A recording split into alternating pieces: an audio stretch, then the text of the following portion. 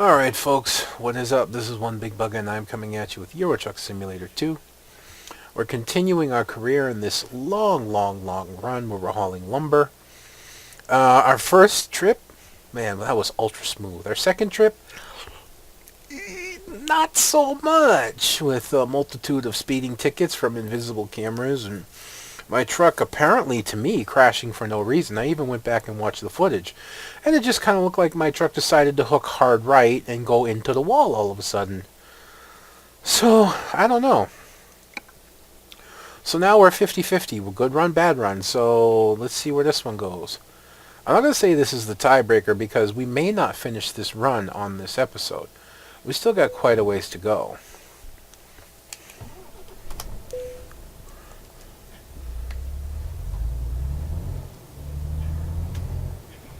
(1,613 kilometers). So my goal, in all due honesty, is to cover about 1,000. And then once we cover that 1,000, we can,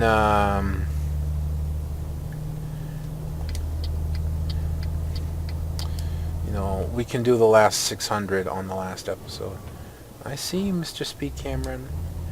And I know what the speed limit is. It's 80. And I know I'm going well slower than 80, and I'd like to keep it that way.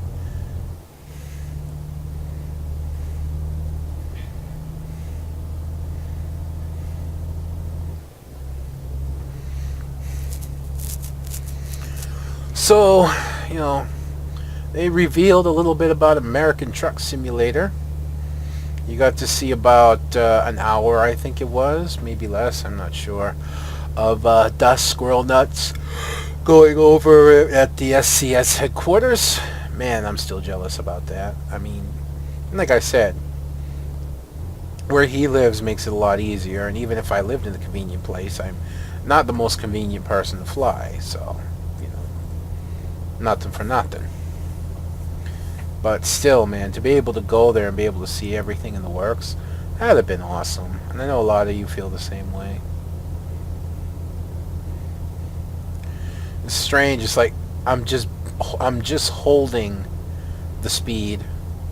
I'm not actually gaining, but I'm not losing either.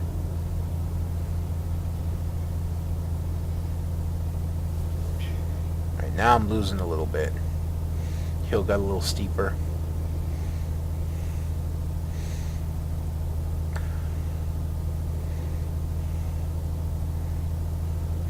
Yeah, so I had a small issue with my wife's foot today. The seal for the vacuum had come undone to a point where it was actually not good anymore. Due to the location of the seal, or the location of the wound, which is right by her two smallest toes. It's not easy to make a tight, perfect seal. Which is really what you need, but a little bit of leakage is fine. And it's not so difficult to gauge how good or bad the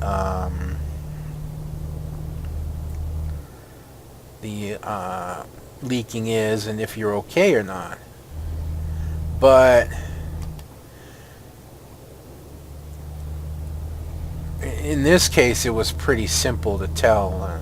The machine had just gone into permanently trying to apply suction, and not really bad, but much too rapidly for what it should have been doing. And I inspected my wife's foot, and then when I had her bend her toes, I heard this rush, or this whooshing of air getting sucked inward. It almost sounded like air rushing out, but keeping in mind it's a vacuum, the air was rushing inward. So we ended up calling the place that handles the place that's in charge. They have someone on call 24 hours, and gave them the situation and what my wife, in all due honesty, was going to do. And they said, that's fine. You can remove it, and Just apply what they call a wet dry dressing on it to cover it and to keep it safe until her nurse can come tomorrow, because her nurse is supposed to come tomorrow anyways.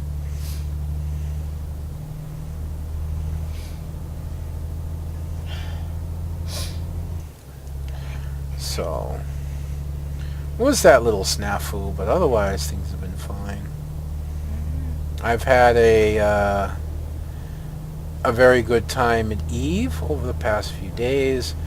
Last night, I don't remember if I mentioned, was a phenomenal day for me in Eve, where I easily made, I don't know, 3, 4, 5, 6. I probably made around 700 or 800 million in a single day. It really caught me up to what I was worried about. I was worried I was going to be running short.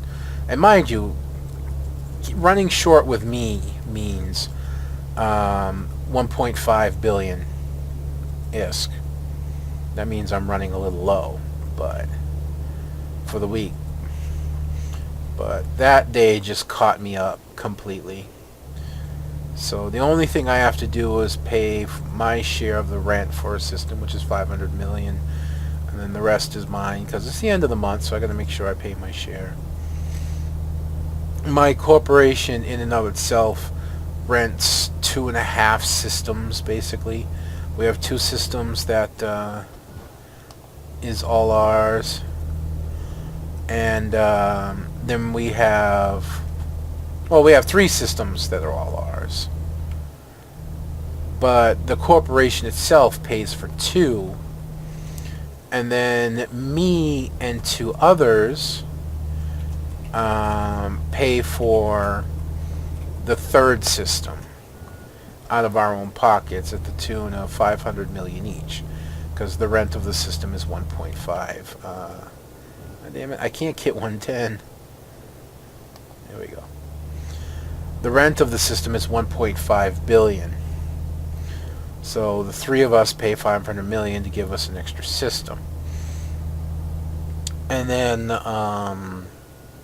we co-rent with another corporation a system that's 4 systems away from our furthest out system, so that we can mine ice there and make fuel blocks for things that we need.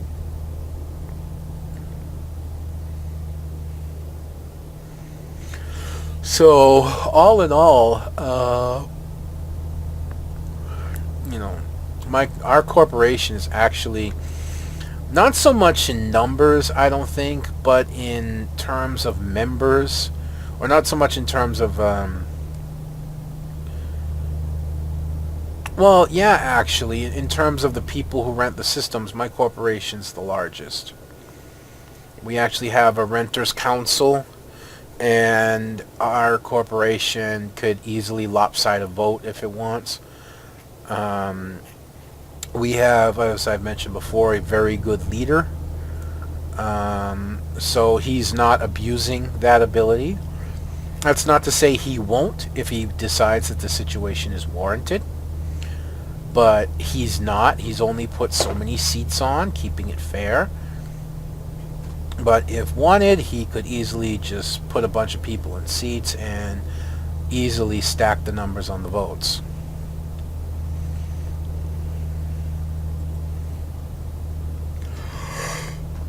Oh, pardon me. I'm a little energy down today.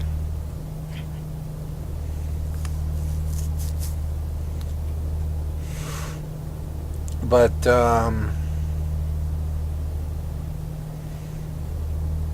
it's a good setup. We have a good setup. If somebody tries to do what's known as Kloot Camping, basically what Kloot Camping is in Eve is somebody will come into system in a Kloot ship that you can't scan, go park somewhere and stay in system, and then try and catch somebody in a ship that's worth bringing other ships in what's known as a sino. A sino field allows other ships to bridge, as it's called, or basically jump from one system to another many light years away without having to traverse the distance through jump gates. So that's what they try and do.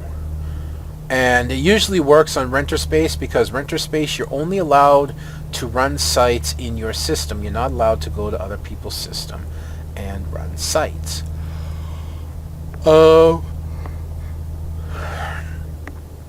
But the advantage with my corporation is that, we have 3 systems that we can easily rat in. We have our main system, we have a close by system, and then we have another system that is connected via a jump bridge. A jump bridge is similar to a Sino, except that it's a point-to-point. It's a static point-to-point. It's exactly like it says in terms of a bridge. It bridges the gap between 2 systems, so that ships can go from one system to another system without having to travel the distance through the jump gates.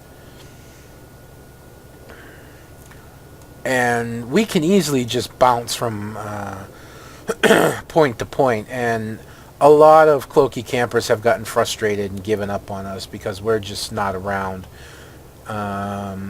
in the system, but they can tell that we're online, because they'll do things like add people to their watch list. They'll see that we're online, but that we're not in system, so they realize that we're out doing something, and their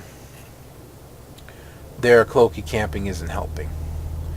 I think the longest we were Kloot camped since I've been a part of the corporation, which hasn't been too long, if I'm to be honest, was about a week, 7 days. And then the guy just gave up and, walked out.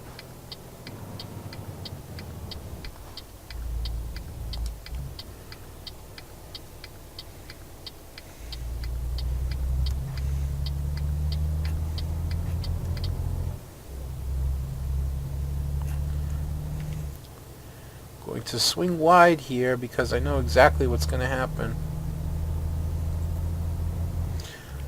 In the game's eyes, I'm technically supposed to stop there, but I have a hard time stopping for that intersection because you could easily get the endless traffic. That's the intersection where traffic just gets bunched up and it gets so bad that nobody can move. And then you're just stuck and you have to save and reload or something like that because you'll never get through.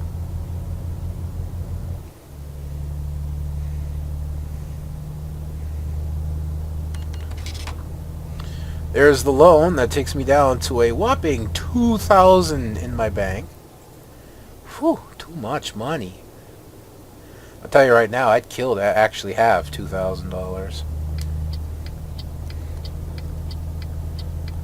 I don't have enough speed yet. It's kind of funny, really. In real life, I'm, poor, poverty poor. But in Eve, I'm fairly rich for somebody who's only been in the game for a year. Get guys who have been in the game for many years, and they don't have the amount of ISK that I do. And it's not that I'm saving either, because I'm not.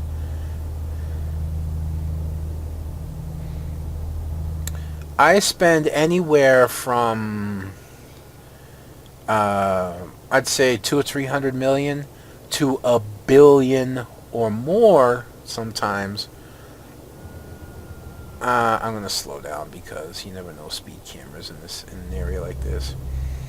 But yeah, I'll spend 200, 300, 400 million up to and more than $1 billion a week. And I'm still making profits, Had I not been spending the money that I've been spending to buy ships and other stuff, I could easily right now, I think, I saw the speed limit, 80. I could probably easily right now have 10 billion, 12, I don't know, basically however much ISK is in my hangar minus my ratting ships and the ratting ships and mining ships that I've lost since moving to fault line.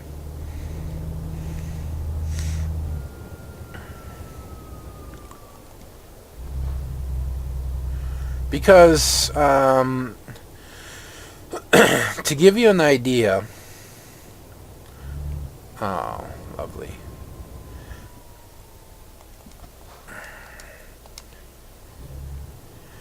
To give you an idea, when I moved to Faultline Industries, yeah, I had under 10 billion. I don't remember exactly how much it was. I think I was just shy of 10 billion, and then my move to Faultline cost me a grand total of about 2 billion, because I had to have all my ships and all my extra stuff brought over to my new home. So I had to ship them out from where they were to a station in what's known as low security system. And from the low security system, I had to get another moving company, another freighter company, to and I'm talking in game, another freighter company in game, to move them from the low sec station to the main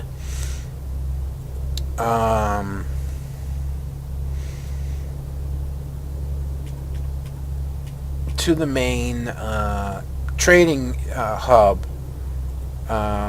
where another freighter service would take it from there to another low sec station, where fortunately the same freighter service, so it was all under one fee, would bring it from the low sec and use what's known as a jump freighter to bring it to the station that I was at. So I had to pay for each individual move. And at the time, I was moving around the area of like, I don't know. I think I was moving like 20, 25 ships. And I didn't bring any of my small stuff. All my small stuff, my destroyers, my frigates, my stuff like that, I just gave and sold. I just gave away and sold. I only brought my bigger stuff. And then I had to rebuy the rigs. The rigs are modifications to your ship that you make to help certain things, but have drawbacks in doing so as well. I had to buy all new rigs for all my ships as well, which cost me a bit of ISK. So by the time I was done, I was down to about 7 billion. But now, since I've been in Faultline, which hasn't been really all that long, I've gone from 7 billion to 19.2 billion. I mean, I am making a lot of ISK. Plain and simple.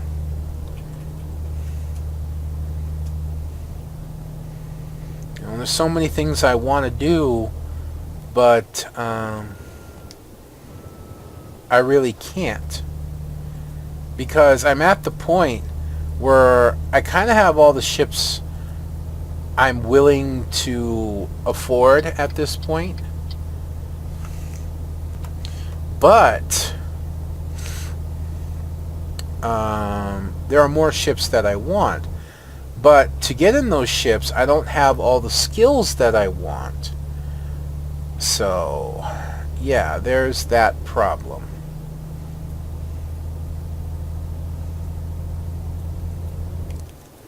Why am I going 119? 13, 12, 10. Okay. So, you know, I've gone hard over into making ISK, but I need to improve now. The funny thing is that I'm talking about this, and the reality is this is some of the stuff I want to talk about. Don't you dare. I knew it. I knew you'd pull that. I'm just going to use the breakdown lane so I don't have to break momentum. I knew that was going to happen. I saw it coming. I really saw that coming.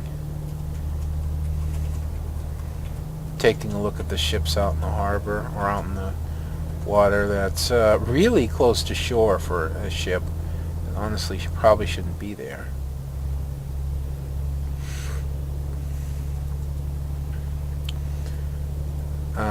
But anyways, the stuff I want to talk about in my little 1-year special is more my early stuff. But anyways, it's like one of my characters I'm finally training towards a Tech 3 ship, which is funny because I can't fly. Basically, it's a Tech 3 cruiser, and I can't fly any Tech 2 ships other than frigates, little interceptors and assault frigates, the smallest Tech 2s in the game. And I can fly a Tech 3 destroyer, that being the one that they just released a little while ago. And I can fly and I'm training to fly a Tech 3 cruiser. But I cannot fly a Tech 2 destroyer, nor can I fly a Tech 2 cruiser. So it's actually really funny that I'm like skipping over that and going straight to the Tech 3.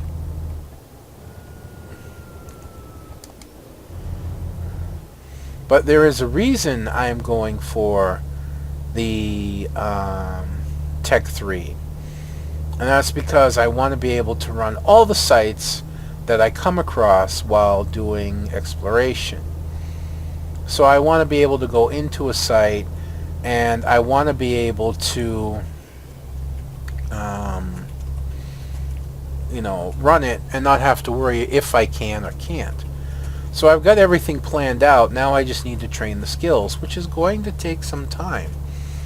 It's not going to take too long to get into the ship that I want to. It'll take about 25 days, which isn't bad. But getting into the ship and being able to fly it is a lot different than being able to get into the ship and fly it well. So I have to deal with that. Damn it. There we go. Apparently that's an airport on a bridge. I don't see that too often. An airport bridging over a highway. I suppose that could actually be dangerous. That could be very dangerous.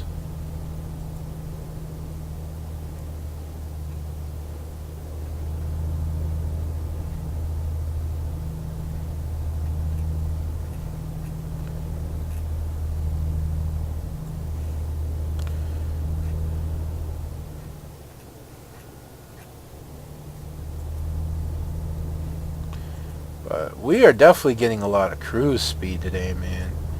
We are just tearing this up. Hard, even.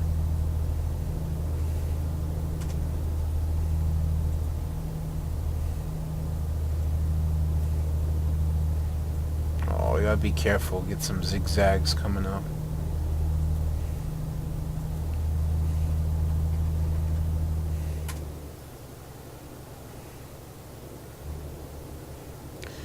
I love those little bump areas where the map isn't quite joined together well.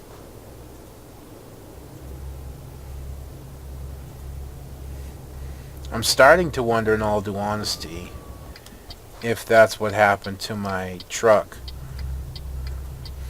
Is that I hit a bump like that in the tunnel, and it pushed me up into the hitbox of the tunnel up top. A little bit of a wide turn, but it's alright. Hello, Mr. Speed Camera.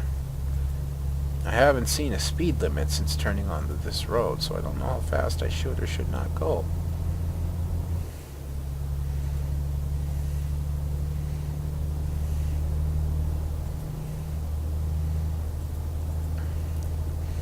You're certainly coming through an industrial city.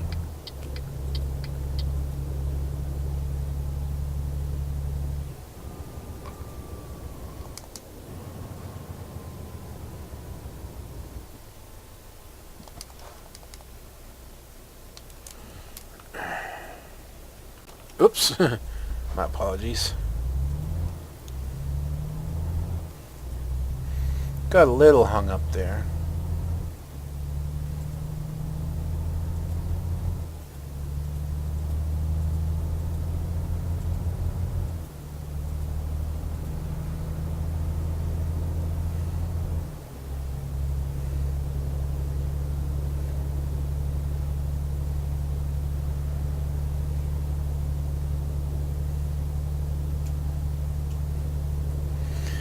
Yeah, I'm sort of petered out on things to talk about at the moment. We're actually really pushing our stamina at this point. I want to look ahead now and see about rest points. So I got to make sure I zoom in. We get this one here, but I think we have enough that we can make it here. If not, if push comes to shove, we can slip off here, hopefully, and make it here. We can turn in and come around and make it to that hotel. But I think we have enough that we can make this gas station here. So this is my aim right there.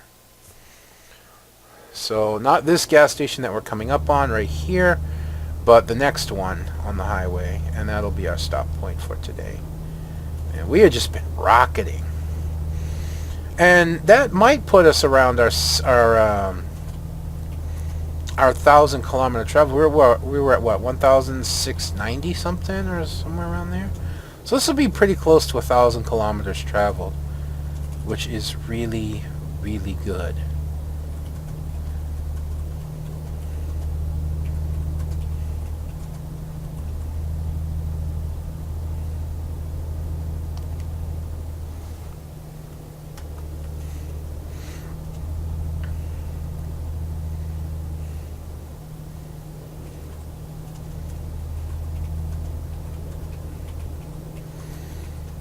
Sky is looking a little dark.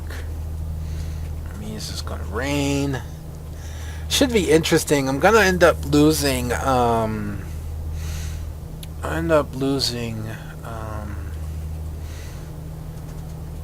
I believe the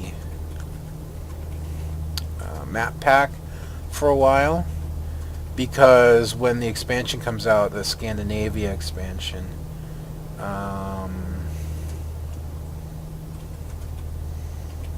It's not going to be compatible for a while, most likely. So that's not very good. But, can make do easily enough.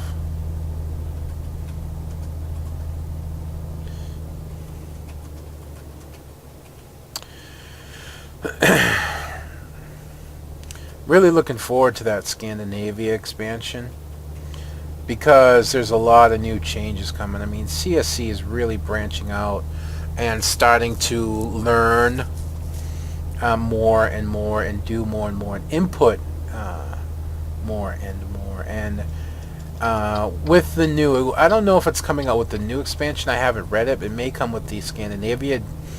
Comes what I believe to be the final new truck for the series, in terms of every truck getting a new vehicle, or every company getting a new truck. Sorry, drifting a little. I mean, the first one was Iveco with the Iveco Stralis. Yeah.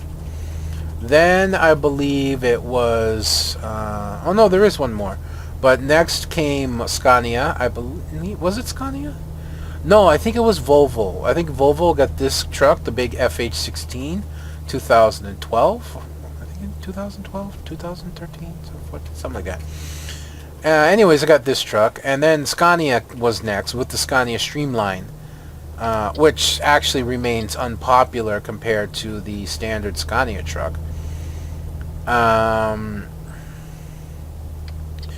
The next update after that was the DAF, the most current one, the DAF Euro 6, was the next most recent. And now they're getting the Mercedes. So there actually is one more truck out there that needs to be updated. Well, 2, maybe 3, depending on how you count it. But that's MAN. There hasn't been a new MAN truck yet. So we might see a new MAN truck come out at some point. And a new truck for Renault. Now the question is, if they decide to go with a new truck for Renault, is will they do just one truck? One new upgraded truck for Renault? Or will they do two? Because Renault is the only company in the game that has two separate trucks. Or at least started with two separate trucks. I mean, now most of them, they've gotten the update, so there's two trucks. Iveco Stralis, Scania Streamline, you get the FH and the FH16, and all that. So, now they have kind of like two different trucks. But Renault was the only one to start with two separate trucks. And one of them you couldn't buy until you got to level 10. That was, of course, the Renault, I don't know what the speed limit is, so let's take it slow.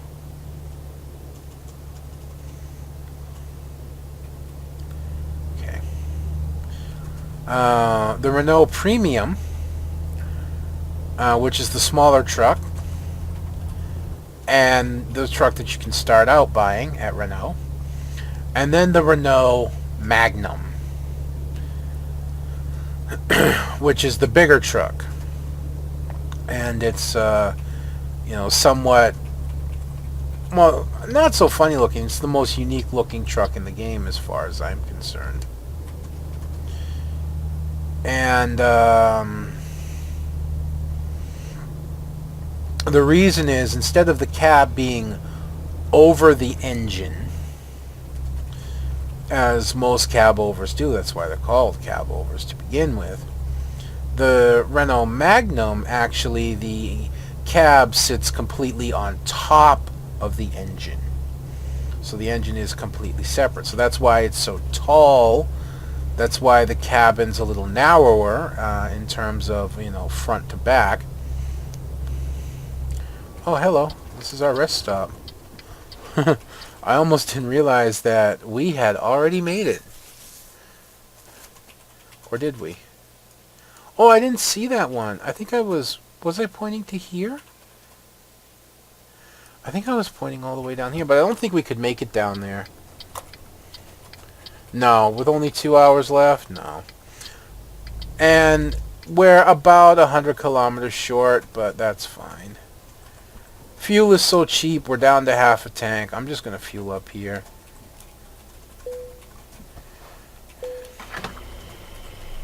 Even though we've only got 2,000 euros. And rest here will put us, we'll still be at night, but we'll be close to the morning. Man, look at that. 29 bucks. 29 euros. For all that fuel.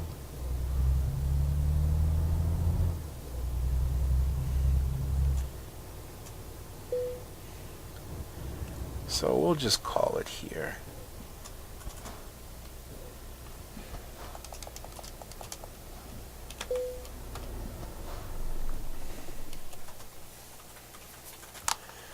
All right. So yeah, 2:30 in the morning. We'll be on our last leg for this trip.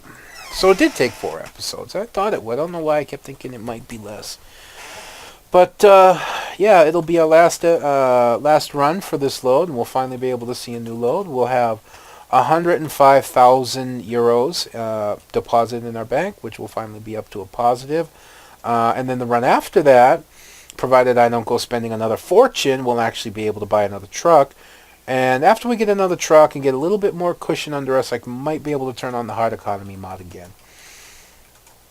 But we shall see. It's all going to be based on what we do. So, that's going to be me done for this episode, folks. I hope you've enjoyed watching this as much as I've enjoyed bringing it to you. Make sure to tune in on the next episode when we finish this up.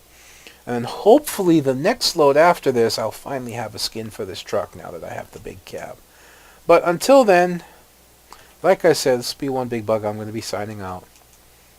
I'll see you next time.